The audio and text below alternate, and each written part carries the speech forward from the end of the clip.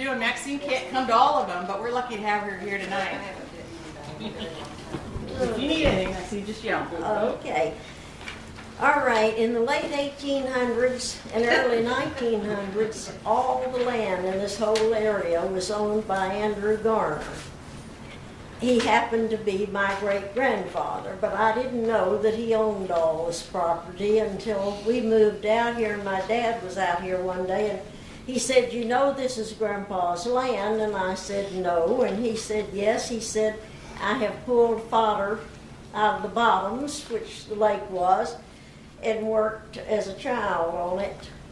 They all, of course, worked then, and they also had tenant farmers who worked the land, and one of the houses for the tenant farmer's chimney is still in the backyard down here, and you just told me the Dave and Joan Crowder. Okay.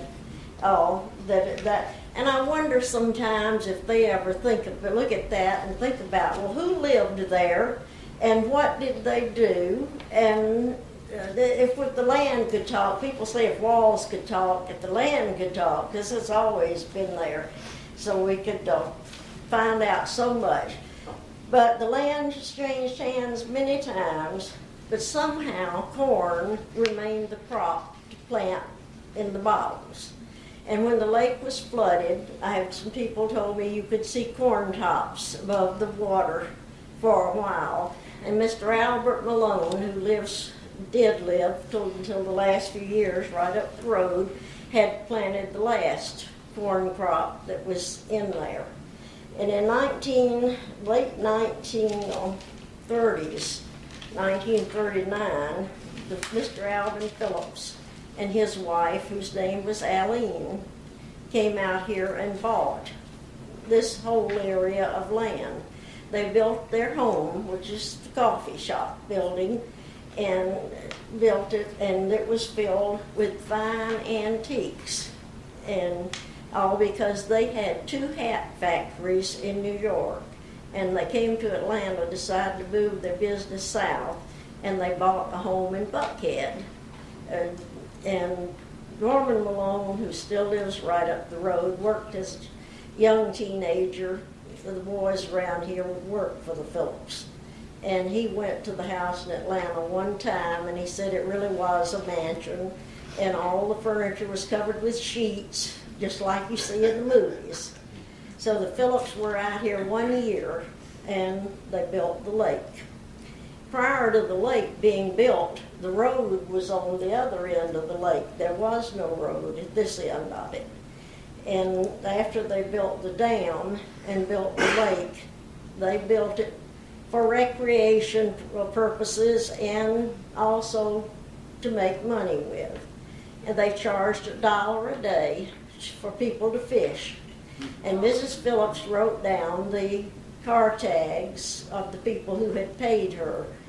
And those records were still in that house until about 1970, and I don't know who got them at that point, but if they got burned, some vandals burned that. It didn't completely burn down, but she had moved out, and so they had come in and burned it. But anyway, they lived there, and he died not too many years after they came, and she stayed on. And then her sister, whose name was Lily Bell Hawk, moved in with her. And Miss Hawk, there is a painting of her which was done by a well-known artist in England, and the painting hung in the High Museum of Art downtown for 3 months at one time, and it has been appraised at $50,000 way back then, and it is in the home of a lady in Snellville who I know, and so she's offered me a picture of Mrs.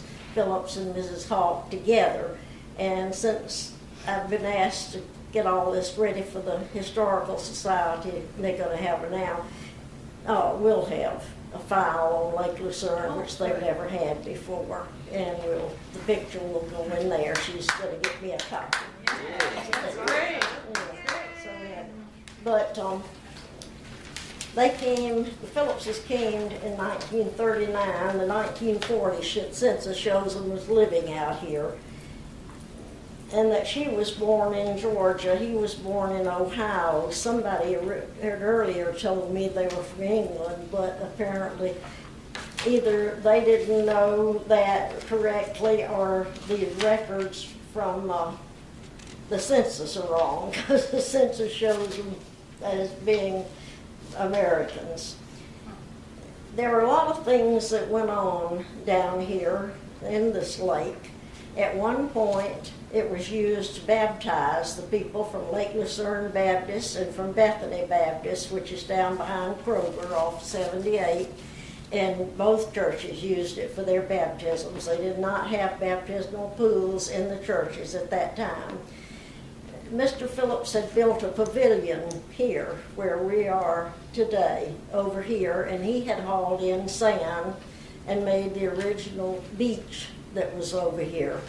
And people came, I'm told, on Sundays, particularly when they had baptisms, but other Sundays too, and he had a refreshment stand, and they would sit out here and let the kids swim and do things like that. He had a Chris Craft boat. He had a gas motor on his at his time, and he would let people pay to take rides. Someone else told me they had boat races out here, but then I had another lady who knew Mrs. Phillips that said, well, if they did, they were only on Saturday because she wouldn't have let them do it on Sunday. And the first drowning that happened in the lake was in the 60s. There was a young black man and his brother were fishing, and he fell out of the boat and drowned. He worked for Mrs. Spence up at Spence Monument. He was a very good person. He owed $8 to a store that the wages had just a little way down the highway. And a few days after his drowning, his mother showed up down there with $8 in kind of smelly, dirty bills, I'm told by Lamar wages, that she paid off his $8. Those bills had been in his pocket when he drowned. And she knew that's what it was for, so she came and paid his debt. There were a lot of really good people who lived in this area in the earlier years when it was built. And I don't think the Phillips intended at first to stay out here. This was a summer, sort of a recreational thing for them, but they liked the people so much that they never went back to live in Atlanta, sold the house there. She became good friends with a lot of people around here, and of course they're all gone, but their children who are our age still have stories and tales to tell about them, about what they did. When the first guy drowned, Lamar Wages had quit school and gone to work in Atlanta, and he and Norman Malone, who lived up the road, and they worked for the Phillips, came down. A black preacher told them that on the 7th day the body was going to come up. So they were out here waiting for the body, and sure enough, they spotted it and called the authorities, and they came and got it.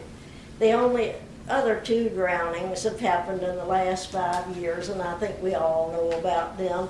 And by coincidence, all 3 have been black men that drowned in the lake, but there was never one from the people that lived around here. One of the first people in here that I could find was Curtis Story. Bought his house in 1967, and his daughter lives in it today, so they're probably the longest lasting that have been here. And then Fred Russell built the house, his house, which was a pretty split level, in 1971, and he was interviewed by the Journal after he had been here 23 years, and I have the article that the information he gave at that time. His house is the one that burned recently, and we now have that 3 or 4 story stucco from the lake. It looks like it might be 4 stories, including the basement. All they saved of the original house was the garage. And so that was there. Terry Moon and his wife built their house on Lake Lucerne Way in 1975. So they've been here a good while now. And now, the dam broke in 1953. And the boys were out here that lived around here were all out here seeing what they could catch in the way of fish. So there was an article done for the Journal at that time with a picture of Norman Malone, who still lives right up the road, and Charles Canup, who lived on the other side of the street, with a great big fish they had jumped in and grabbed when the water got down low enough. And I need to thank Norman Malone, Lamar Wages, Randall Malone, and others for helping me, and Tom Ewing, who works with the Historical Society, because he got papers and information for me that I would have not had any way to get. In 1979, a lady came out here and bought the house over there in the corner. She was going to put a restaurant there. And the whole neighborhood has been fighting for years about various things. They got up in arms because they did not want a restaurant in the house before they got it built. So they did never get to do the nice restaurant they wanted to do. This is a picture of their house from the lake, when it was the house that the ladies lived in. Miss Phillips was a very religious woman, I was told, and she believed in people doing what they were supposed to do. So if you came out here and came in through the woods and started fishing in her lake and you hadn't paid her her $1, she came out and shot at you. You were supposed to pay. So she shot it. As it should be. Well, that's like Mr. Malone. Up until he died in the last few years, he grew tomatoes and things right up here, and he put them out on the front, on a table in his yard, and you came up there and you got your tomatoes and vegetables, and you left your money to pay for them, and nobody came out and nobody took his money. Right. So that's the way this neighborhood used to be a long time ago. And these are all ancestry things about the Phillips that I got, and the census from 1940 that shows that they were here, and it shows that in 1935 that they were in Fulton County in Atlanta. When they came out here, they brought a 19-year-old girl with them who was their servant. Her name was Blanche Carter, and she lived with them, I don't know how long, but apparently from then on, because they apparently had always had servants, and so she came along when they came out here. Let's see what else I've got in here that I'm not remembering at the minute. Is there any ancestors from them in the area Any. longer? Any ancestors from the Phillips? No, Living the here. Phillips had no children. Oh. And when they died, Mrs. Phillips died, they left money to Bethany Church. She left money to Bethany Church and to several of her good friends that she had made in this neighborhood. And also, that's where her antiques went to, was to people that had befriended while she was here. And there are no descendants from the Phillips at all. And there are lots of descendants from the Garners that owned the land first. So quite a few. One of the last things that we had on here is when Fred Russell was interviewed for the Journal. And he's the one who had the split level over here that burned.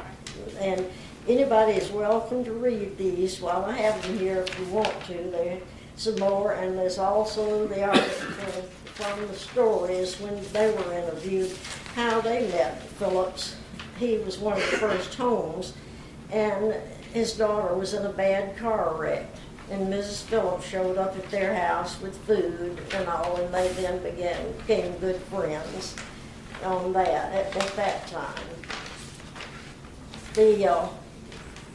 Mr. Falk was the developer who bought the land and split it up into the lots, and they were going to sell it.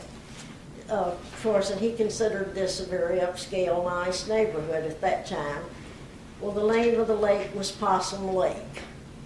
And the real estate people said, you are never going to sell lots out there for people to build nice homes someplace called Possum Lake. So they had to get permission, and I know a lady who had to go down and sign for them because her family had inherited an interest in the lake.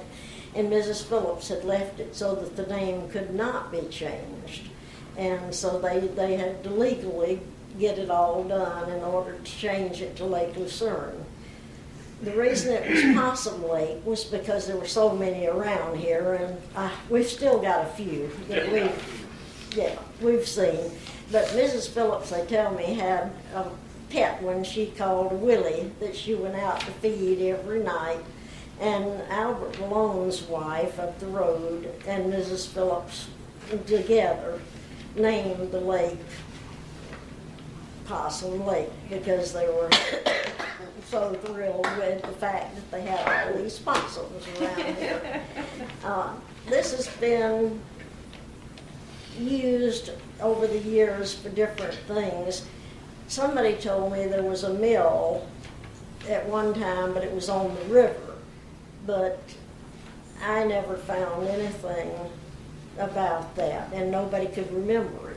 So I don't know if there was ever a mill or not, but I wouldn't be surprised if there hadn't been a corn mill on the river itself, because that at that time, way back, they always did.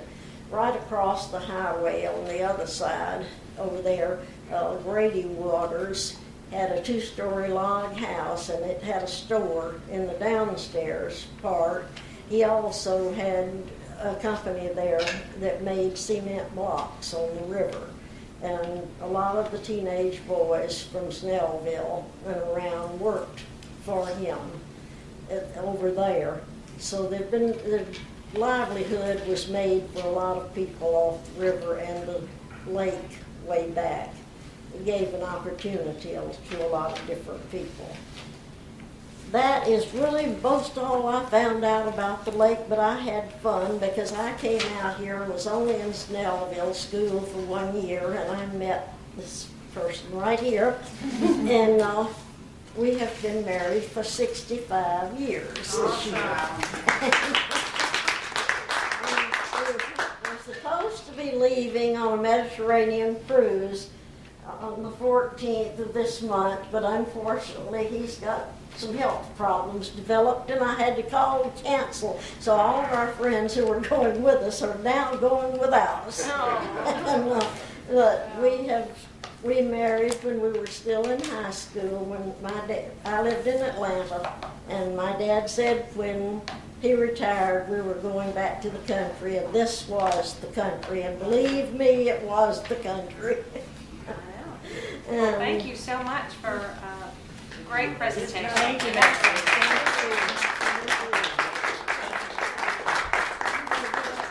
Yeah, I'll get